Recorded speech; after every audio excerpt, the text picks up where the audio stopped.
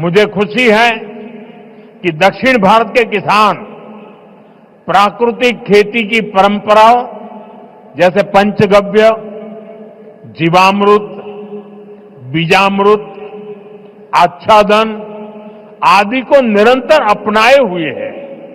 ये परंपराएं मिट्टी का स्वास्थ्य बेहतर रखती हैं, फसलों को केमिकल मुक्त रखती हैं और इनपुट कॉस्ट बहुत कम कर देती है।